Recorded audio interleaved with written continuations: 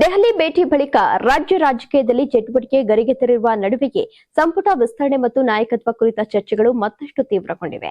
ಈ ಹಿನ್ನೆಲೆ ಹುಬ್ಬಳ್ಳಿಯಲ್ಲಿ ಶಾಸಕ ಪ್ರಸಾದ್ ಅಬ್ಬಯ್ಯ ನೀಡಿದ ಹೇಳಿಕೆಗಳು ಗಮನ ಸೆಳೆದಿವೆ. ಹುಬ್ಬಳ್ಳಿಯಲ್ಲಿ ಮಾತನಾಡಿದ ಅವರು, ಸಿಎಂ ಸಿದ್ದರಾಮಯ್ಯ ಮತ್ತು ಡಿಸಿಎಂ ಡಿಕೆ ಶಿವಕುಮಾರ್ ಅವರನ್ನ ಹೈಕಮಾಂಡ್ ನಾಯಕರು ದೆಹಲಿಗೆ ಕರೆದಿರೋದು ಸಹಜ ಪ್ರಕ್ರಿಯೆ ಅಂತ ತಿಳಿಸಿದ್ದಾರೆ. ಈ ಭೇಟಿ ಯಾವ ಕಾರಣಕ್ಕೆ ಎಂಬುದು ಇನ್ನೂ ಸ್ಪಷ್ಟವಾಗಿಲ್ಲ ಅಂತ ಹೇಳಿ ತಿಳಿಸಿದ್ದಾರೆ. ಇನ್ನು ರಾಜ್ಯಸಭಾ ಚುನಾವಣೆ ಅಥವಾ ಪಕ್ಷದ ಆಂತರಿಕ ವಿಚಾರಗಳ ಬಗ್ಗೆ ಚರ್ಚೆ ನಡೆಯುವಂತಹ ಸಾಧ್ಯತೆ ಇದೆ ಎಂದು ಅಭಿಪ್ರಾಯಪಟ್ಟಿದ್ದಾರೆ.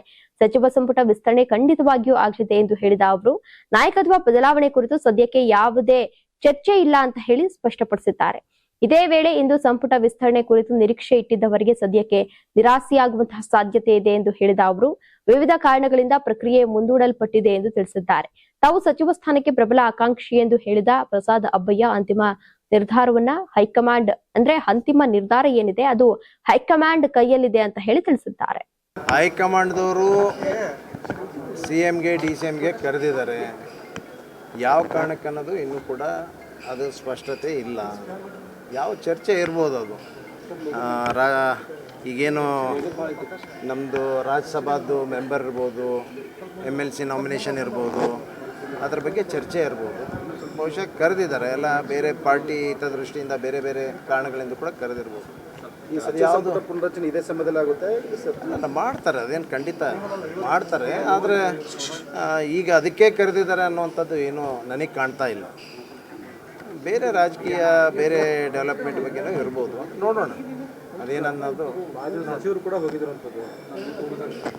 ಹೋಗಿದ್ದಾರೆ. ಈಗ ಸಹಜವಾಗಿ CM DCM ಹೋದಾಗ ಸಹಜವಾಗಿ ಅವ್ರ ಜೊತೆಗೆ ಹೋಗುವಂಥದ್ದು ಹಿಂದಿನಿಂದ ನೋಡಿರಿ, ಇದೇನು ಹೊಸದಲ್ಲ.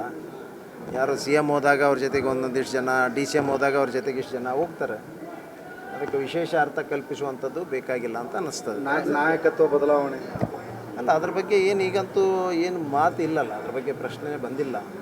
ಹೈಕಮಾಂಡದ್ದು ಎಲ್ಲ ತೀರ್ಮಾನ ಇರ್ತದೆ. ಈಗಂತೂ ಅದು ಯಾವುದು ಅದ್ರ ಬಗ್ಗೆ ಚರ್ಚೆನೇ ಇಲ್ಲ. ಖಂಡಿತವಾಗಿ ಕೂಡ ಅನೇಕ ಬಾರಿ ಕೂಡ ಹೇಳಿದ್ದೀನಿ, ನಾನು ಸಚಿವ ಪ್ರಬಲ ಆಕಾಂಕ್ಷಿಯಾಗಿದ್ದೀನಿ. ಅದರ ಹೈಕಮಾಂಡ್ ತೀರ್ಮಾನಕ್ಕೆ ನಾವು ತಲೆಬಾಗ್ತೀವಿ ಅನ್ನೋಂಥ ಮಾತನ್ನು ಕೂಡ ಭಾಳ ಸ್ಪಷ್ಟವಾಗಿ ಹೇಳಿದ್ದೀವಿ. ಇವತ್ತೇ ಡೈಲಿಯಿಂದ ಸಿಹಿ ಸುದ್ದಿ ಬರ್ಬೋದು ಅಂತ. ಏನು ಬರ್ತದೆ ಅದು ನೋಡೋಣ, ಅದು ಏನಾಗುತ್ತೆ ಗೊತ್ತಿಲ್ಲ ಇನ್ನೂ. ಅದು ಏನು ಅಲ್ಲಿದು ನನಗೆ ಆ ಥರದ್ದು ಯಾವ ಈ ಸದ್ಯ ಆ ಥರದ್ದು ಯಾವುದು ಪ್ರಕ್ರಿಯೆ ಕಾಣ್ತಾ ಇಲ್ಲ.